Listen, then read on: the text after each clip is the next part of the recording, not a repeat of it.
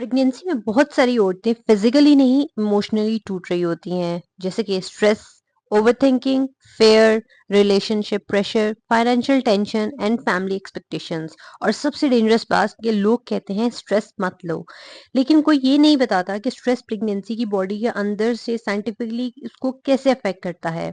आज की इस वीडियो में मैं आपको वो बताऊंगी कि जो हर प्रेग्नेंट वुमेन को पता होना चाहिए, क्योंकि कभी कभी सिर्फ बॉडी नहीं, स्ट्रेस बेबी की growth, hormone, sleep, blood pressure और डिलीवरी तक को अफेक्ट कर सकता है।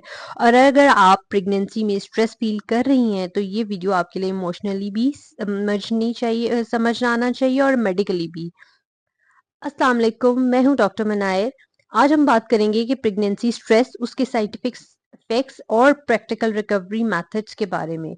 ये वीडियो स्पेशली उन औरतों के लिए है जो प्रेगनेंसी में एंजाइटी फील करती हैं, ओवरथिंक करती हैं, इमोशनली एग्जॉस्टेड फील करती हैं, या जो साइलेंटली सब कुछ हैंडल कर रही होती हैं।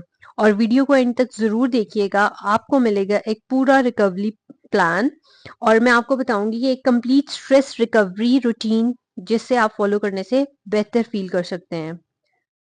प्रेगनेंसी के दौरान सिर्फ बॉडी नहीं बदलती, बल्कि आपकी माइंड भी कंप्लीटली आपका चेंज हो जाता है। हार्मोन्स रैपिडली फ्लक्चुएट करते हैं, ईस्ट्रोजन, प्रोजेस्टेरॉन, कॉर्टिसोल, जिसकी वजह से mood swings, emotional sensitivity, crying spells, anxiety, ये सब बहुत कॉमन हो जाता है। और फिर बॉडी चेंजेस, डिलीवरी का फेयर, मिसकैरेज का फेयर, फाइनेंशियल प्रेशर और रिलेशनशिप का स्ट्रेस, ये सब स्ट्रेस मिलकर उसको और ज़्यादा इंटेंस बना देते हैं।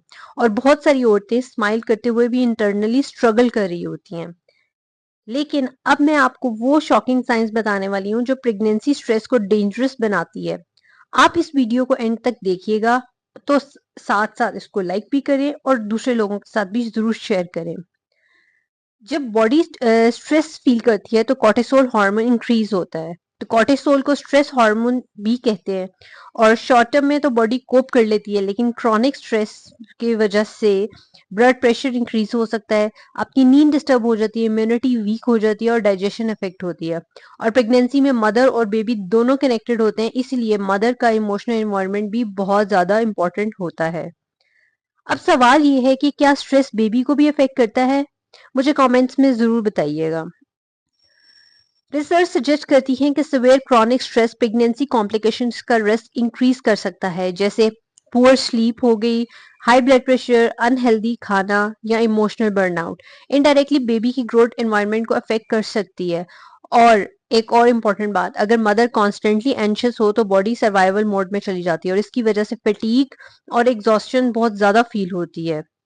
कभी कभी प्रेग्नेंट औरतें सिर्फ मेडिकल केयर नहीं, इमोशनल सेफ्टी की भी जरूरत उनको फील हो रही होती है। लेकिन सोसाइटी अक्सर कहती है कि इतना क्यों सोचती हो, सब ठीक हो जाएगा।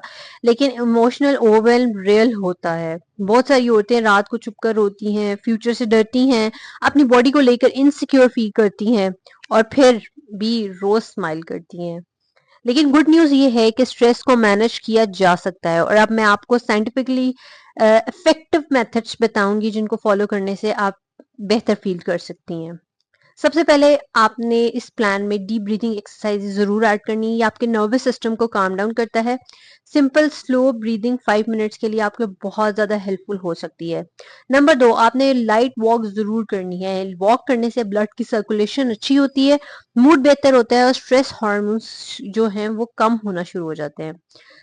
लेट स्क्रोलिंग, पुअर नींद, एंजाइटी, स्ट्रेस बहुत ज़्यादा इस चीज़ को वर्सन अप कर सकता है। इसलिए प्रेगनेंसी में रेस्ट लग्जरी नहीं है, बट नेसेसिटी है। और प्रेग्नेंट औरतों को जजमेंट नहीं बल्कि सपोर्ट चाहिए होती है, तो इसीलिए किसी भी कभी भी सिर्फ किसी का ये सुन लेना भी हीलिंग होता है। अगर आप उसको इमोशनल सपोर्ट दें तो वो काम डाउन रह सकती हैं। और नंबर 5, हर सिम्टम गूगल करना, ये गलत इंफॉर्मेशन को ओवरलोड करना होता है, जो एनजाइटी को और डेंजरस को और ज़्यादा आपके अंदर बढ़ा देता है। आपने सेफ प्रीनेटल मूवमेंट ज़रूर करनी है, जो प्रेगनेंसी की एक्सरसाइजेज होती हैं। आपने कंसल्ट करना है अपनी गायनेकोलॉजिस्ट से, अपने फिजियोथेरेपिस्ट से, कि आपने कौन सी एक्सरसाइज आपकी प्रेगनेंसी कॉम्प्लिकेशंस के अकॉर्डिंग फिट है। तो बॉडी और माइंड दोनों को सपोर्ट करना होता है। नम अब आपने ये देखना है कि जब जो स्ट्रेस है वो आपका सीरियस हो जाए, तो आपकी बॉडी में क्या चेंजेस आते हैं कि आप कांस्टेंट पैनिक होना शुरू हो जाते हैं, आपको सिवियर किस्म की उदासी होने लग जाती है, आप नाउम्मीद फील कर रहे होते हैं, आपकी नींद कंप्लीटली डिस्टर्ब हो जाती है, आपके खाने-पीने के बहुत ज़्यादा इश्यूज़ आते हैं, इमोशनल ब्रेकडाउन्स होते हैं और ये कंटिन्यू होता रहता है आपके 9 मंथ्स तक। तो इस सूरत में आपने प्रोफेशनल हेल्प ज़रूर लेनी है। प्रेगनेंसी सिर्फ फिजिकल ट्रांसफॉर्मेशन नहीं होती, ये इमोशनल ट्रांसफॉर्मेशन भी होती है। अगर आप स्ट्रेस फील कर रही हैं तो इसका मतलब ये नहीं है कि आप वीक हैं, आप एक कंप्लीट न्यू फेज को कैरी कर रही हैं और हर स्ट्रांग मदर के अंदर कभी ना कभी फेयर जरूर आता है।